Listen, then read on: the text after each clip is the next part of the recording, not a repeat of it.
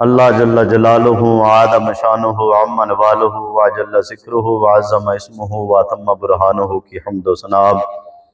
اور تاجدار مخر موجودات روح کائنات جان کائنات باعث تخلیق کائنات دستغیر جہاں ہم گسار جہاں حبیب کبریاء امام الانبیاء سرور انبیاء تاجدار انبیاء احمد مجتبی جناب حضرت محمد مصطفیٰ صلی اللہ تعالی علیہ وآلہ وسلم کے دربار غور کے اندر ہدیہ درود و سلام کا نذرانہ پیش کرنے کے بعد محترم بزرگوں دوستو، اللہ تبارک و تعالیٰ کا احسان عظیم ہے کہ جس نے ہمیں یہ جمعۃ المبارک کی بابرکت گھڑیاں پھر سے عطا فرمائیں۔ شکر اسمال کے کائنات خالق کائنات کا کہ جس نے ہمیں مسلمان پیدا فرمایا اور اپنے پیارے محبوب علیہ السلام کا امتی پیدا فرما کر اپنے پیارے محبوب علیہ السلام سے محبت کرنے والوں میں عقیدت کرنے والوں میں رکھا۔ اس مالک کائنات خالق کائنات کا بہت بڑا احسان ہے۔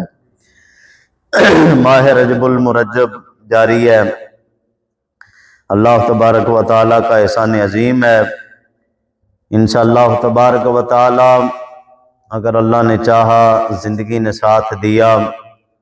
تو رجب کے بعد شعبان المعظم اور پھر رمضان المبارک انشاءاللہ تبارک و تعالی پہلے سے ہی بندہ مومن کو چاہیے کہ وہ رمضان کی تیاری شروع کر دے، رجب کے کچھ روزے رکھے، شعبان کے روزے رکھے تاکہ پریکٹیکل بھی ہو جائے۔ اس کے بعد جو ہے وہ رمضان شریف کے اندر اپنی پوری جو ہے وہ قوت کے ساتھ اللہ کی دی ہوئی توفیق کے ساتھ ماہ رمضان المبارک کے اندر جو ہے وہ عبادت و ریاضت کے اندر اپنا سارا وقت جو ہے وہ گزارے۔ آج کا ہمارا موضوع سخن اسلام کے حوالے سے دوسرے پارے کے اندر اللہ رب العزت ارشاد فرماتا ہے، یا ایھا الذین آمنوا ادخلوا فی السلم کافۃ ولا تتبعوا خطوات الشیطان انہ لکم عدو مبین، کہ اے ایمان والو پورے کے پورے اسلام میں داخل ہو جاؤ اور شیطان کی پیروی مت کرو، شیطان کے پیچھے مت چلو۔ انہ لکم عدو مبین، بے شک شیطان تمہارا کھلا دشمن ہے۔ سوال یہ پیدا ہوتا ہے کہ جب ایک بندہ کلمہ پڑھ لیتا ہے، اسلام کے دامن میں وہ آ جاتا ہے، مسلمان کہلاتا ہے، اب ایمان والا تو وہ ہو گیا، ساری چیزوں کے اوپر جب وہ جو ہے وہ ایمان لے آتا ہے تو اس کے بعد پھر اللہ تبارک و تعالی کا یہ فرمان اور یہ فرمانا کہ اے ایمان والو آپ پورے کے پورے جو ہے وہ اسلام میں داخل ہو جاؤ۔ اب اسلام میں داخل ہو گئے، پورے کے پورے کا مطلب کیا ہے کہ پورے کے پورے اسلام میں داخل ہو جاؤ۔ اس آیہ کریمہ کا پس منظر شان نزول یہ ہے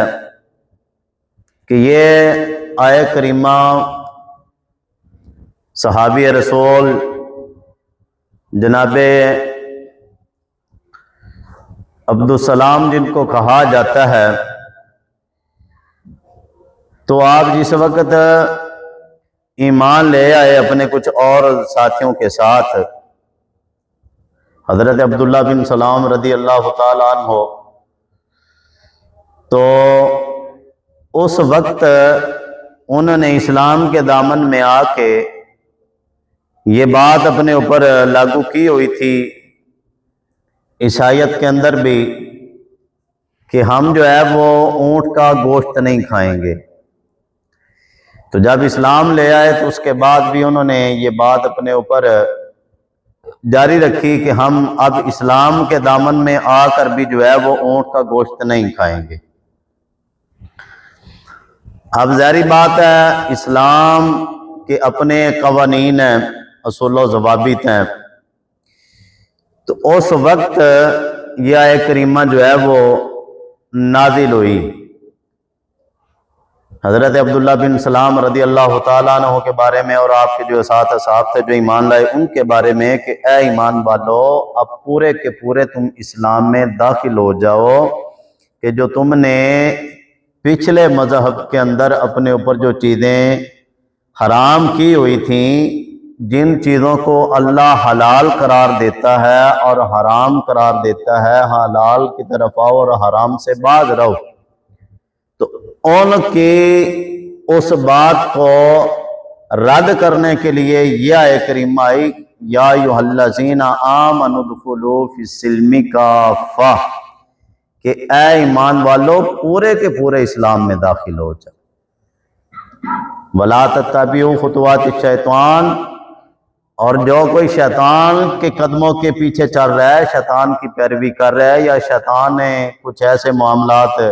بنا دیے ہیں تو اس کے پیچھے اس کی پیروی مت کرو۔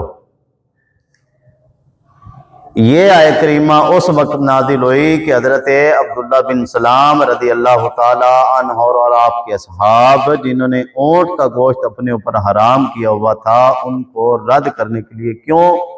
اب اسلام کے اندر جو ہے وہ دین اسلام میں اونٹ کا گوشت کھانا حلال ہے،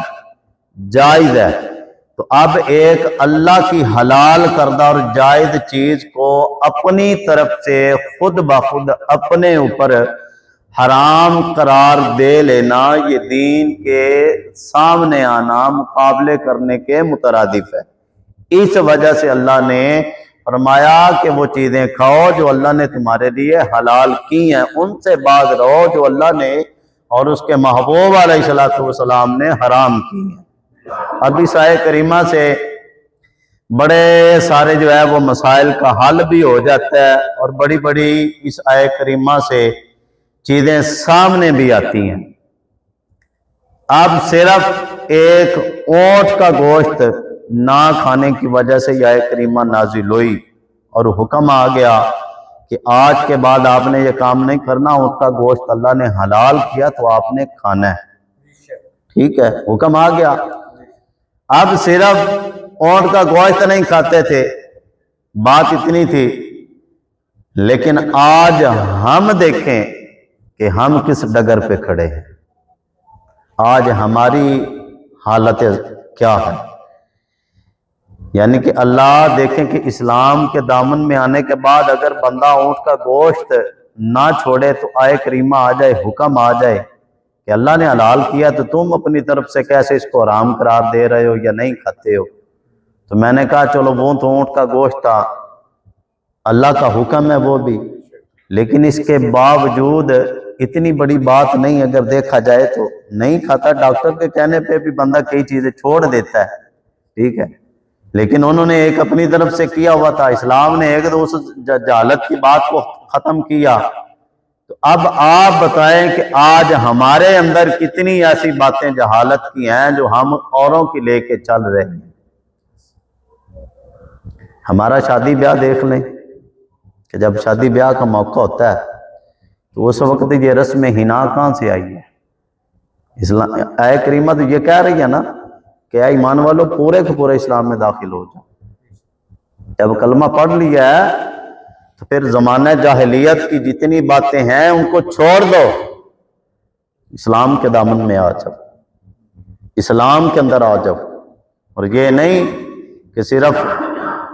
نام کا کلمہ پڑھ لیا ہے تو نام کا کلمہ پڑھ لینے کے بعد جو ہے وہ کہیں کہ اب میں جو ہے وہ بخشا جاؤں گا، مجھے جنت مل جائے گی۔ ٹھیک ہے، جنت بھی اللہ کی بہت بڑی نعمت ہے، جو کلمہ پڑھتا ہے سچے دل کے ساتھ، اقرار باللسان کرتا ہے وتصدیق بالقلب کرتا ہے، تو جنت اس کے لیے ہے کہ نبی علیہ السلام نے فرمایا کہ من قال لا الہ الا اللہ ودخل الجنہ،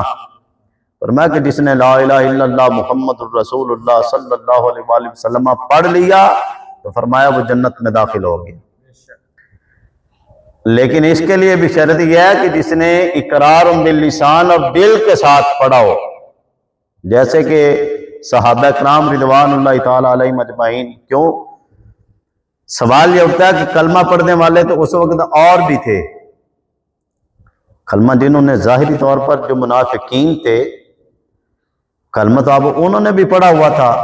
تو اب کیا سوال پیدا ہوتا ہے کہ کیا منافقین جنہوں نے کلمہ پڑھا ہے اب وہ بھی، حالانکہ قرآن منافقوں کے بارے میں کہتا ہے کہ منافق تو جہنم کے سب سے نچلے گڑھے میں ہوں گے.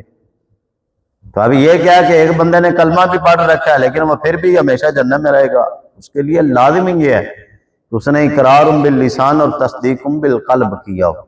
کلمہ ایسے پڑھا ہو جیسے حضرت ابوبکر صدیق نے پڑھا، جیسے حضرت فاروق اعظم نے پڑھا، جیسے حضرت عثمان غنی نے پڑھا، جیسے حضرت مولا علی نے پڑھا، جیسے حضرت عبیدہ بن الجراح نے پڑھا، جیسے حضرت عبداللہ بن رواح نے پڑھا، جیسے جو ہے وہ سعد بن معاذ نے پڑھا، سعد بن عبادہ نے پڑھا. جس طرح ان بڑے بڑے شیروں نے جو ہے وہ کلمہ پڑھا، حضرت خالد بن ولید نے جس طرح کلمہ پڑھ کے حضور کے اوپر ایمان لائے نا، اس طرح سے کلمہ پڑھنا کہ اقرار باللسان اور تصدیق بالقلب. لیکن اس کے باوجود منافق جو ہے وہ، اور یہاں ایک اور بھی بات میں ضمناً اسی کے اندر عرض کرتا چلوں کہ آج ہمارے یارانے، ہماری محبتیں بڑی جو ہے وہ عیسائیوں کے ساتھ بھی، ٹھیک ہے، یہودیوں کے ساتھ بھی، ہندوؤں کے ساتھ بھی، سکھوں کے ساتھ بھی، اور جو ہے وہ مرزائیوں کے ساتھ بھی. ایمان اتنی کوئی کمزور یا کوئی عام چیز نہیں ہے کہ بندہ کہے کہ جناب ایمان کی کوئی قدر و قیمت نہیں ہے یا بہت چھوٹی سی معاذ اللہ ایمان چیز ہے. جان اگر جاتی ہے نا تو جان دے دے، ایمان کبھی نہ دے. اب یہی منافقین کا سردار عبداللہ بن ابی رئیس المنافقین، ساری زندگی اس نے مشرکین مکہ کے ساتھ، عیسائیوں کے ساتھ، یہودیوں کے ساتھ محبت رکھی اور ان کے ساتھ یہ محبت رکھتا تھا. یہ ایک بات اور بھی یاد رکھ لیں، سینے کے اندر اللہ نے نا دل ایک رکھا ہے، دو دل نہیں ہے کہ بندہ کہے کہ ایک دل میرا نبی علیہ الصلوۃ والسلام اللہ رسول کے لیے، دین کے لیے، اور ایک دنیا کے لیے اور لوگوں کے لیے. نہیں، دل ایک ہے. اور دل جو ہے وہ صرف اور صرف اپنے محبوب کی محبت کے لیے پیدا کیا ہے کہ اس کے اندر میرے محبوب علیہ الصلوۃ والسلام کی محبت جو ہے نا وہ ڈالیں. اعلیٰ حضرت نے تو بڑی خوبصورت بات کی تھی. آپ فرماتے ہیں کہ جس دل کے اندر نبی علیہ الصلوۃ والسلام کی محبت اور عشق نہیں ہے نا، وہ جگہ خوک و خر کی ہے. مطلب کیا ہے کہ وہ گدھے اور کھچر کی وہ جگہ ہے جس دل میں عشق مصطفیٰ نہیں ہے. اب یہی عبداللہ بن ابی ساری زندگی اسلام کے خلاف سازشیں کرتا رہا، اسلام کے خلاف جو ہے وہ سازشیں، ہر موقع کے اوپر اس نے جو ہے وہ سازش کرنی. آج تو ہمیں لوگ کچھ آگے کہتے ہیں نا جی وہ فلاں آپ کے پیچھے نماز پڑھتا تھا، وہ جبہ پڑھتا تھا، وہ چھوڑ کے چلا گیا، یا فلاں جو ہے اپنے عقیدے سے ہٹ کے ادھر چلا گیا، ادھر چلا گیا. میں نے کہا کوئی بڑی بات نہیں، کوئی بڑی بات نہیں. نبی علیہ الصلوۃ والسلام کے پیچھے جی آپ یہ صرف بات غور سے سنیں جی کہ زور کے پیچھے امام الانبیاء کی اقتداء کے اندر بندہ 5 وقت نماز پڑھے، 5 وقت حضور کے پیچھے نماز پڑھے جی، ٹھیک ہے، اور حضور کی زیارت بھی کرے، مل کے جہاد بھی حضور کے ساتھ کرے، لیکن پھر بھی جو ہے وہ جہنم میں جائے. یعنی کہ حضور امام الانبیاء کے پیچھے نماز پڑھی جی، میرے جیسے مولوی کے پیچھے کی بات نہیں میں کر رہا. حضور کے پیچھے نماز پڑھے لیکن پھر بھی جہنمی ہو. کیوں؟ یہاں سے لا الہ الا اللہ محمد رسول اللہ پڑھا تھا، یہاں سے نہیں پڑھا تھا. ساری زندگی اسلام کے خلاف سازشیں، ساری زندگی یہی معاملات رہے، اور یہ محبت جو ہے پھر اس کو برباد کر دیا اسی محبت نے. جس وقت وہ مرنے لگا نا تو نبی علیہ الصلوۃ والسلام کے پاس ان کے جو بیٹے تھے حضرت عبداللہ، نام ان کا بھی عبداللہ تھا، وہ حضور کی بارگاہ میں آ کے حاضر ہوئے اور عرض کیا یا رسول اللہ صلی اللہ علیہ وسلم چلیں، آخری وقت ہے تو میرے باپ کے پاس چلیں. ظاہری بات ہے اب ایک بندہ جس نے اسلام کے خلاف سازشیں کی، اور ذات کی بات ہو تو اور بات ہوتی ہے، لیکن حضور کی ذات کے بارے میں بھی بات گوارا نہیں ہے. اوکے آپ تشریف لے گئے اپنے صحابی کی دلجوئی کے لیے، جب گئے نا تو وہاں جا کے نبی علیہ السلام نے اس کی حالت دیکھی نا کہ اب یہ بالکل قریب المرگ ہے، یہ مر جائے گا تھوڑی دیر میں، دیکھا تو میرے محبوب نے وہاں جا کے ایک بات ارشاد فرمائی، یہ صرف ساری باتوں کی ایک بات اور سبھی باتوں کا نچوڑ ہے۔ کل کرسمس ڈے تھا، ٹھیک ہے، میں نے اسی حوالے سے آیت کریمہ اور یہ موضوع بھی رکھا تھا۔ اب محبت بے دین بندہ جو ہوتا ہے نا، اس کی محبت جو ہوتی ہے، جو اس کے ساتھ یاری ہوتی ہے، وہ بندے کو کہاں سے کہاں تک لے جاتی ہے۔ جس وقت میرے محبوب گئے نا اور جا کے دیکھا، میرے آقا نے فرمایا بتا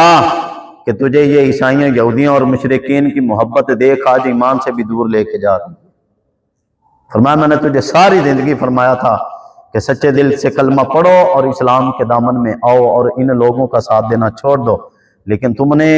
ان کا ساتھ دینا نہیں چھوڑا، اور فرمایا کہ دیکھو آج تمہاری اسلام کے اوپر نہیں بلکہ کفر کے اوپر تمہاری موت ہے۔ فرمایا کہ ان کی محبت دیکھو تمہیں کہاں سے کہاں پہ لے آئی۔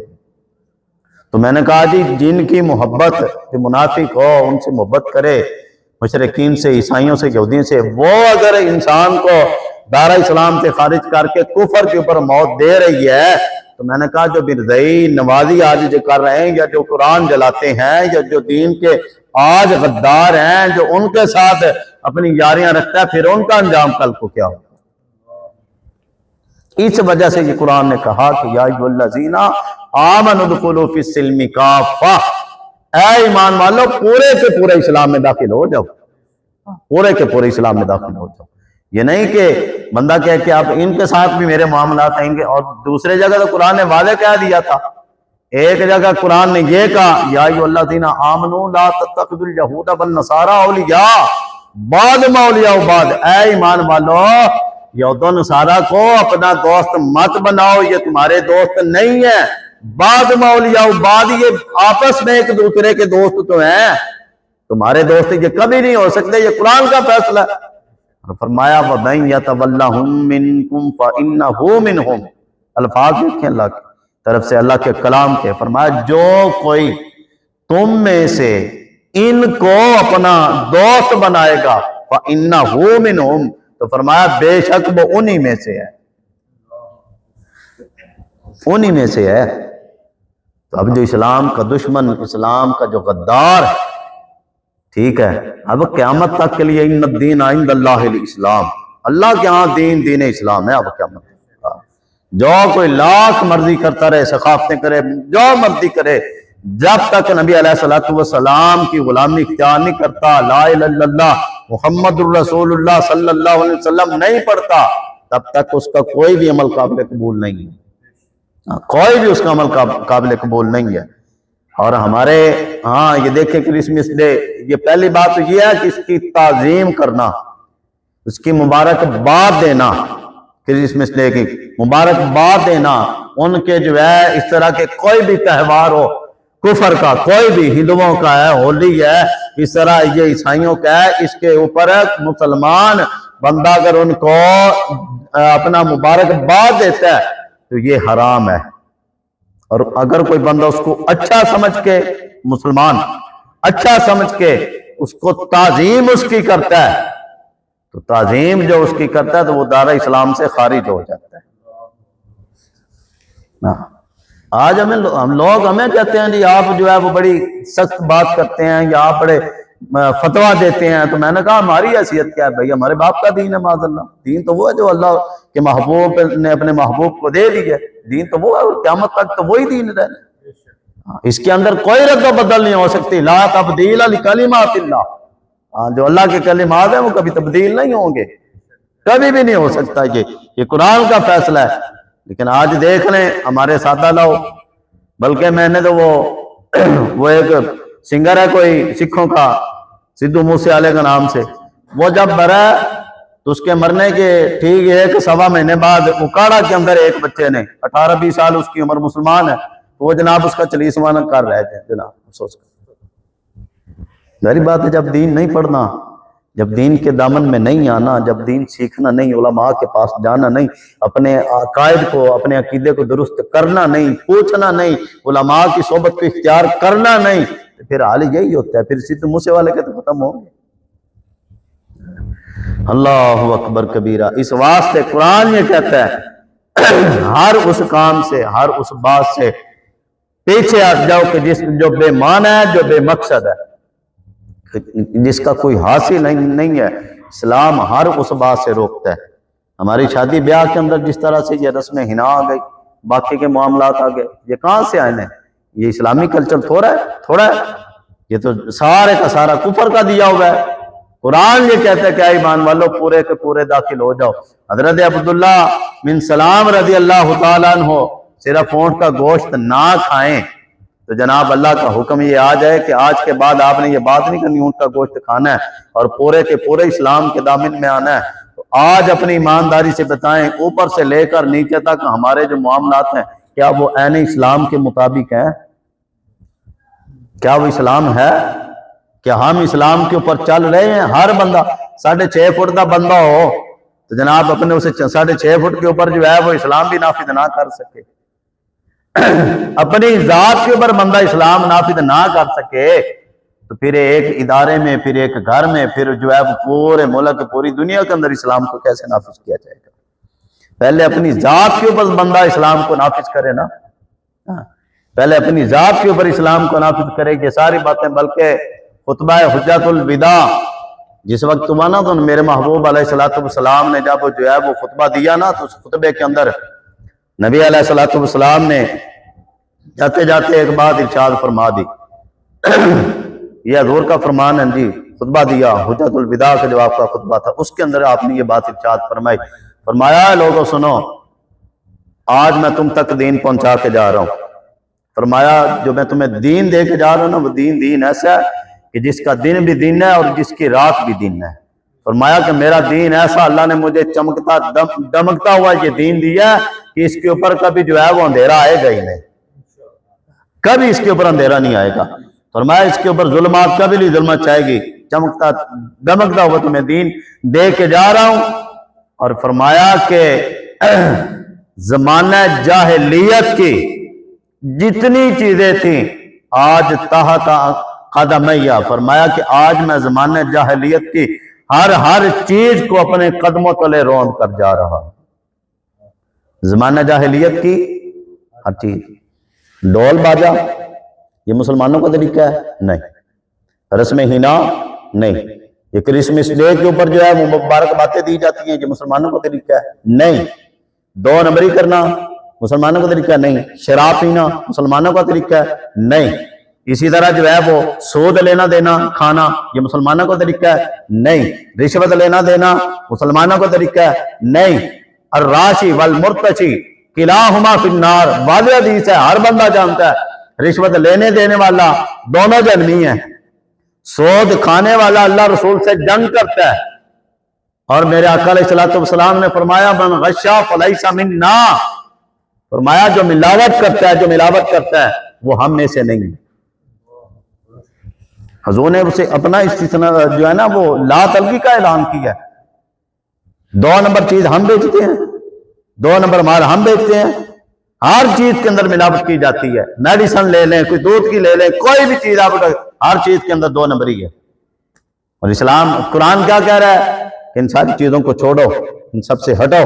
اور میرے آقا کیا فرما رہے ہیں کہ زمانہ جاہلیت کی ہر چیز، ہر 2 نمبری، جھوٹ فریب دھوکہ دہی، ہر چیز آج جو ہے وہ میں اپنے قدموں تلے روند کے جا رہا ہوں۔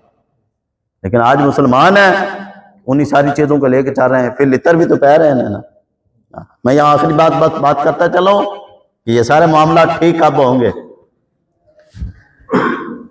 ہلاکو خان تھا نا، ہلاکو خان، وہ اس کی بیٹی ایک دن اپنے مال سے باہر آ کے اس طرح بازار میں گھوم پھر رہی تھی، تو اس نے دیکھا کہ ایک چوک کے اندر کچھ لوگ جمع ہیں، تو اس نے اپنے ایک غلام بھیجا کہ جاؤ یہ دیکھ کے ہو کہ وہاں اتنے لوگ جمع کیوں، اس کی وجہ کیا ہے۔ جب وہ گئی تو اس نے جا کے جو ہے نا وہ گیا بندہ جو غلام تھا وہ جا کے اس نے دیکھا تو اس نے پوچھا کیا بات ہے، اس نے آگے بتایا کہ وہاں مسلمانوں کا ایک عالم ہے، وہ چند مسلمان جمع ہیں تو وہ ان کو کوئی نصیحت کی باتیں کر رہے ہیں، دین کی بات بتا رہے، تو وہ کہنے لگی کہ اس عالم دین کو بلا کے میرے پاس لاؤ۔ وہ آ گئے ان کے پاس، جب وہ آئے تو اس نے نا کہ 2 سوال کیے بس،